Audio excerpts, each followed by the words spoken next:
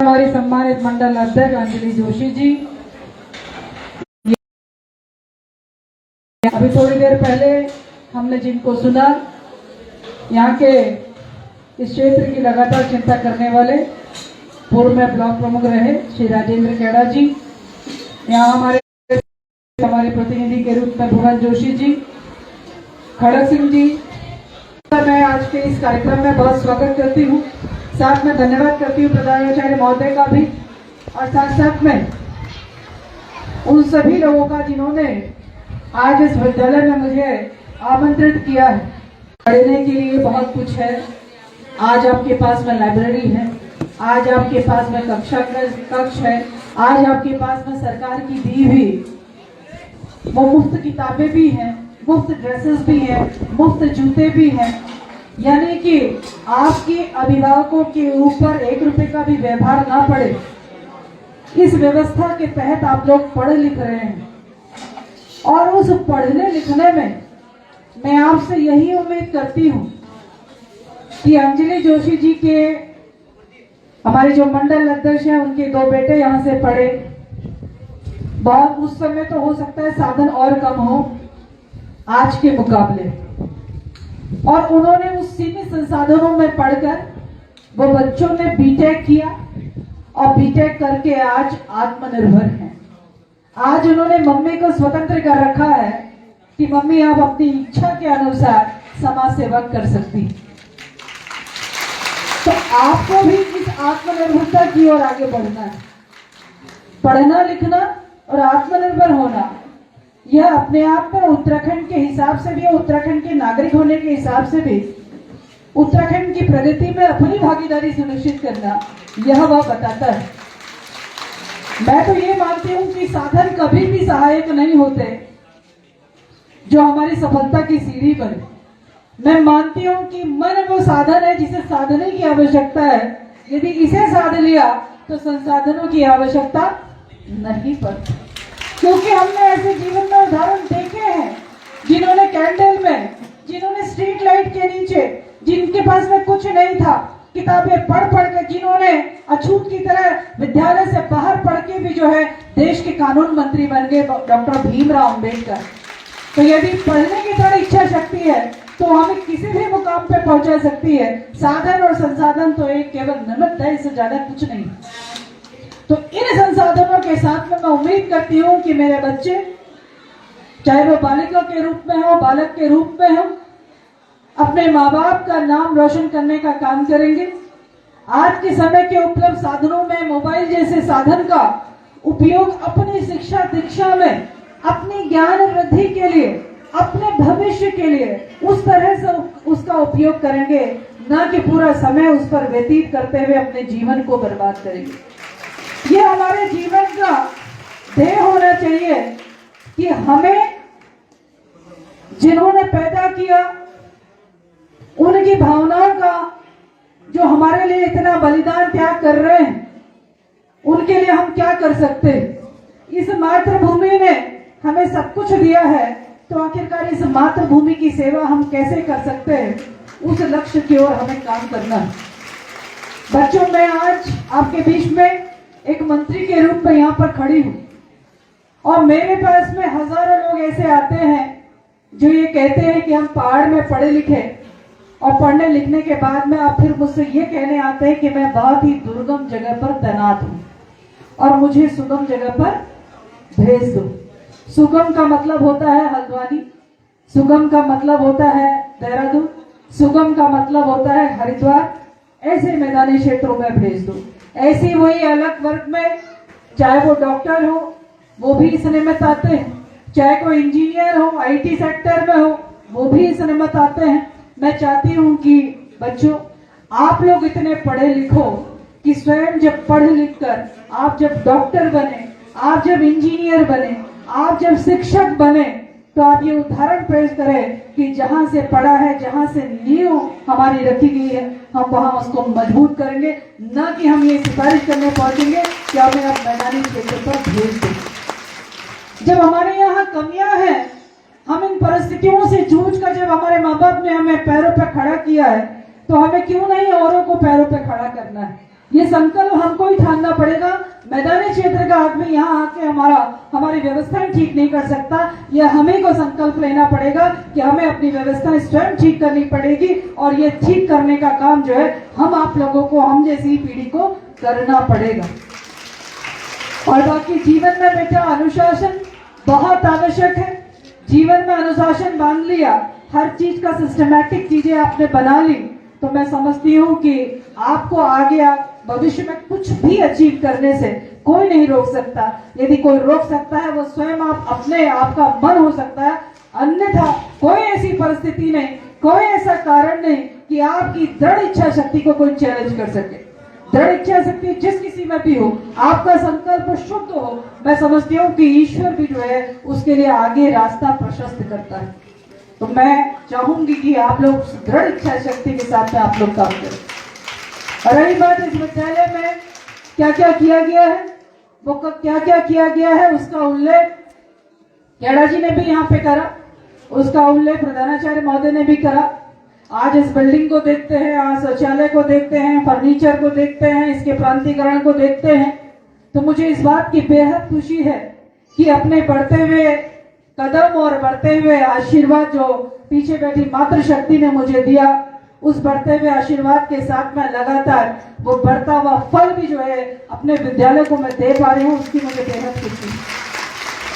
और आने वाले समय के लिए जो इस क्षेत्र की मांग है कि यहाँ पर विज्ञान विषय की जो है वो स्वीकृति होनी चाहिए, जिसके बारे में प्रधानाचार्य महोदय ने यहाँ पर उसकी प्रगति भी बताई है, लेकिन आख्या मांग ली जाती है और उस पर आगे कार्रवाई नहीं होती है। इस बात पे भी उनका चिंतन निकल कर आया है। तो मेरी कोशिश रहेगी कि बहुत जल्द से जल्द, क्योंकि यहाँ पर छात्र संख्या बहुत अच्छी है, तो मैं उम्मीद करती हूँ कि मुझे ईश्वर सफलता देगा और यहाँ पर विज्ञान विषय के लिए निश्चित रूप से बहुत ही गंभीर प्रयास करते हुए आने वाले वक्त में, जैसा प्रधानाचार्य जी ने कहा कि बेशक मैं रिटायर हो जाऊंगा, रिटायर होने के बाद में मैं फिर भी आपको धन्यवाद करने आऊंगा, तो मैं उम्मीद करती हूँ कि वो क्षण जल्द से जल्द आए। जोर से ताली बजाइए।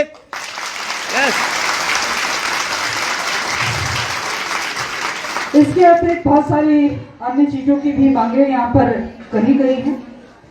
मुझे विद्यालय के एडमिनिस्ट्रेशन से इतना ही कहना है, एक ऐसा कार्य जो कि किया जा सकता हो सीमित धनराशि के साथ में, वह एक जिला योजना के लिए आप लोग मुझे उपलब्ध करा दें, उसको आगे जिला योजना के लिए हम प्रस्तावित कर लेंगे। और दूसरा जो एक अपेक्षा की गई है कि यहाँ पर सीढ़ी निर्माण पूर्वी भाग में अंतिम छोर से टॉप तक, उधर लास्ट, ये हमें वैसे समझ में तो नहीं आया कहाँ से, उधर लास्ट कॉर्नर से ऊपर तक, लेकिन आपकी भावनाओं को मैं समझते हुए इसमें 3.5 लाख रुपए दिए जाने की अपने विधायक निधि के माध्यम से यहाँ पर घोषणा करती हूँ। इसके अतिरिक्त एक बात और कहूंगी कि इस विद्यालय से अच्छे बच्चे निकले, आगे चल कर आत्मनिर्भर बने। पर विधानसभा सोमेश्वर में मैं जब से खेल मंत्री बनी हूँ, मेरी ये कोशिश है कि हमारे विद्यालयों से खिलाड़ी भी निकले, तो उनके लिए यहाँ पर खेल मैदान का एक जिक्र यहाँ पर किया गया। तो मैं अपनी ओर से, यदि कोई खेल मैदान आपके यहाँ पर है, हमारे पास जमीन है 15 नाली जमीन जी, ठीक है, उस पर आप खेल मैदान बनाना चाहते हैं जी, बनाना चाहते हैं। वो समतल है या समतल नहीं मैडम, समतल करना पड़ेगा। अभी जब उसकी अटल भूमि का पंजीकरण किसके नाम, विद्यालय के नाम, ठीक है। तो यदि अपना विद्यालय शहीद कैप्टन बहादुर सिंह खेड़ा अटल उत्कृष्ट विद्यालय यदि चाहें तो अपने यहाँ पर खेल मैदान के लिए भी अपना प्रस्ताव मुझे उपलब्ध करा सकते हैं। विभागीय मंत्री होने के नाते भी, इस क्षेत्र की बेटी होने के नाते भी मैं चाहती हूँ कि हमारे बच्चे खेल के क्षेत्र में अच्छा काम करें, खेल के क्षेत्र में निकल कर अपनी प्रतिभा को सिद्ध करने का काम करें। उसके लिए संसाधन की आवश्यकता है, वह मैं शीघ्र उसको उपलब्ध कराने का काम करूंगी। अनुरोध रहेगा कि आप जो है वह प्रस्ताव हमारे विभाग तक पहुंचाने का काम करेंगे। तो मैं ज्यादा न कहते हुए उन 2 बच्चों का भी बहुत धन्यवाद करती हूँ, जिन दो बच्चों ने अपनी कला के माध्यम से अपनी भावनाओं को यहाँ पर व्यक्त किया।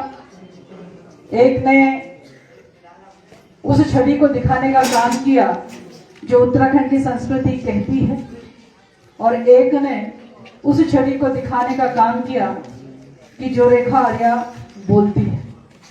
तो मैं दोनों छवियों के लिए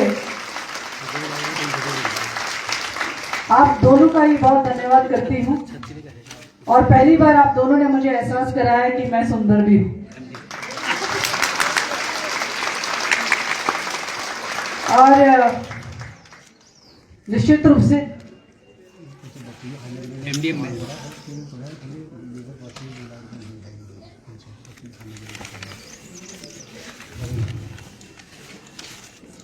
मैं चाहूंगी कि वो दो बच्चे भी लगातार अपने इस हुनर को बनाने का काम करें। आने वाले समय में जहां से भी उनको प्रशिक्षण प्राप्त हो सकता होगा तो वो मुझे भी बताएं।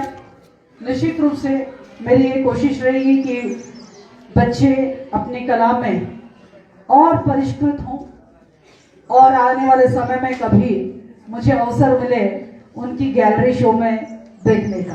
तो मैं ये शुभकामनाएं उनको देती हूँ और चाहूंगी कि उन बच्चों के साथ में अंत में कार्यक्रम में एक सेल्फी वो बच्चे मुझे जरूर अपनी देंगे। तो सबका बहुत बहुत धन्यवाद है। शेरा जी का कहना है कि एक टी शर्ट जो है तो डबल तो पड़े भाई।